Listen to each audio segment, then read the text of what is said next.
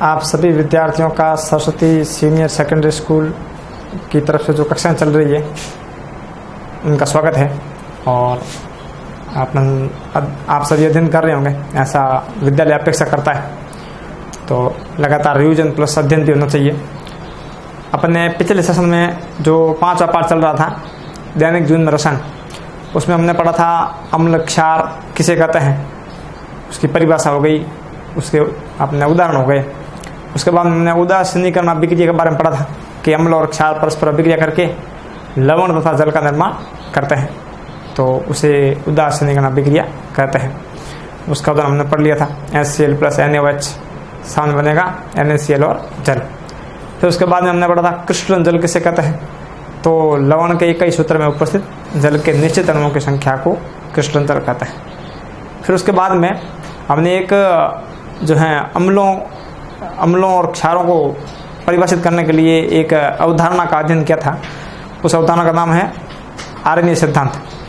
तो आर्यनियस ने लगभग 1887 के अंदर ये बताया था कि अम्ल जो होते हैं वो जलीय विलयन में प्रोटॉन प्रदान करते हैं और जो क्षार होते हैं वो जलीय विलयन में OH आयन प्रदान करते हैं। और उन्होंने जो अम्लों के उदाहरण बताए थे वो H2SO4 है, HCl है और NaOH है, अपने HNO3 है, ये अम्लों का उदाहरण है। क्षारों का उदाहरण बताए थे NaOH है, KOH है, COH है। तो इस प्रकार ये क्षारों का उदाहरण थे। अब यदि कहें कि प्रबल अम्ल किसे कहते हैं, तो ऐसा अम्ल जो पूर्णतः जल में वियोजित हो जाता है और उसके सारे के सारे जो आयन है वो अपने अपने बंट जाते हैं भागों में। जैसे H2SO4 के सभी H+ बंट जाएंगे और SO4 बंट जाएंगे ऐसे, तो उसको अपन प्रबल अम्ल कहेंगे। उसके प्रबल अम्ल को उदाहरण दिए थे, HCl है, H2SO4 है ये। और उसी प्रकार दुर्बल अम्ल होते हैं जो पूर्ण में जल में वियोजित नहीं होते और वो अपने अणुओं के रूप में ही पानी में घुले रहते हैं, वो होते हैं दुर्बल अम्ल। और वो दुर्बल अम्लों का जो उदाहरण है वो एसिटिक अम्ल है, CH3COH। फिर उसी प्रकार प्रबल क्षार का जो उदाहरण है उसी प्रकार परिभाषा बनती है कि जो पूर्णतः पानी में वियोजित हो जाए और OH आयन प्रदान करे, जैसे KOH है, NaOH है। और उसके बाद में जो दुर्बल क्षार है वो NH4OH। इस प्रकार हमने ये अम्ल और क्षारों के उदाहरण की परिभाषा पढ़ी थी। लेकिन जो आर्यनियस का जो सिद्धांत है वो पानी के अम्लीय व्यवहार को समझा नहीं सका और NaOH के इसमें HNO3 यानी अमोनिया के क्षारीय व्यवहार को स्पष्ट नहीं कर सका। तो उसके बाद में एक अवधारणा और आई और वो भी दो वैज्ञानिकों ने मिलकर के उस अवधारणा को प्रतिपादित किया, जैसे ब्रॉन्स्टेड-लोरी सिद्धांत कहा जाता है और इसे संयुग्मी अम्ल क्षार अवधारणा के नाम से भी जाना जाता है। इसमें जो है अम्लों की जो उन्होंने बात बताई, उन्होंने कहा कि जो अम्ल होते हैं वो अपन कह सकते हैं कि प्रोटॉन दाता होता है। देखिए यहाँ पर परिभाषा है कि अम्ल जो होते हैं वो प्रोटॉन दाता होते हैं। यहाँ पर प्रोटॉन का मतलब होता है H+ हाइड्रोजन, प्रोटॉन दाता होता है। और जो क्षार होते हैं वो प्रोटॉन ग्राही होते हैं, यानी जो प्रोटॉन छोड़ते हैं वो तो कहलाएंगे अम्ल और जो प्रोटॉन ग्रहण करेंगे यानी छोड़े गए हाइड्रोजन ग्रहण करेंगे वो कहलाएंगे क्षार। तो इस अवधारणा का जो नाम है वो संयुग्मी अम्ल क्षार अवधारणा भी है। अब देखिए इसमें क्या होता है, इसमें ये अपने सामने उदाहरण है HA, ये अम्ल है, ठीक है, और ये है क्षारक। क्षारक कोई भी हो सकता है। अमोनिया का उदाहरण लेते हैं अपन यहाँ पर NH3। और अब ये क्या करेगा, ये है प्रोटॉन छोड़ देगा, अपने आगे वाला जो ये हाइड्रोजन है इसको छोड़ देगा, इसका इलेक्ट्रॉन ये खुद ले लेगा। तो यहाँ पर इसने जो ए है, जो दूसरा अपन कह सकते हैं परमाणु भी हो सकता है यहाँ पर और अणु भी हो सकता है। तो इसने हाइड्रोजन का जो है वो ले लिया, इलेक्ट्रॉन ले लिया और हाइड्रोजन को फ्री कर दिया। तो यहाँ पर जो हाइड्रोजन फ्री हुआ वो बी के साथ में ये इस प्रकार मिल जाएगा।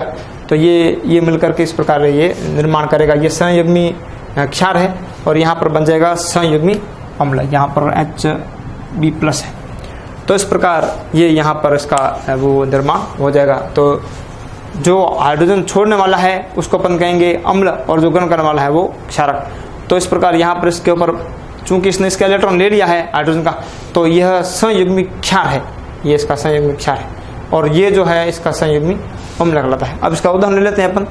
यहाँ पर ये H2O है और H2O ने जो है वो इलेक्ट्रॉन एक प्रोटॉन छोड़ दिया, तो NH3 ने ग्रहण कर लिया और NH3 ने ग्रहण किया तो यहाँ बन गया NH4+, ये हो गया संयुग्मी अम्ल।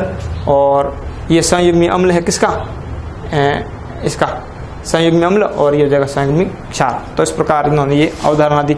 लेकिन यह अवधारणा भी कुछ ऐसे पदार्थ होते हैं जिस पर वह अवधारणा लागू होती नहीं है।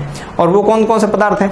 वो पदार्थ है CO2 है, SO2 है, SO2 है, यहाँ पर SO2 है, BF3 है।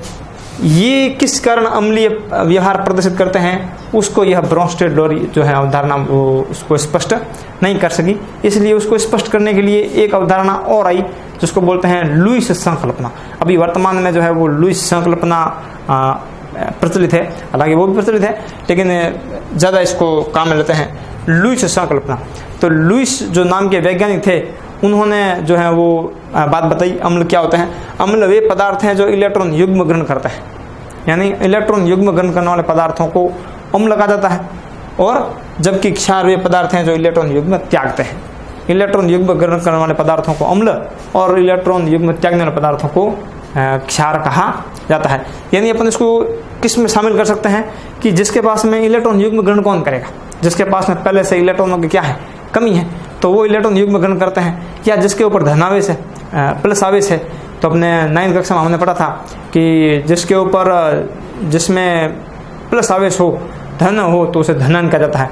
तो जो धनायन है और या जिसके पास में इलेक्ट्रॉन की कमी है वो इलेक्ट्रॉन युग्म ग्रहण करेंगे, तो उनको उन्होंने जो नाम दिया वो अम्ल कहा। और जो इलेक्ट्रॉन युग्म त्यागते हैं वे क्षार कहलाते हैं। तो इस अपने सामने उदाहरण है BF3। ये जो BF3 है इसके पास में इलेक्ट्रॉनों की क्या है, कमी है।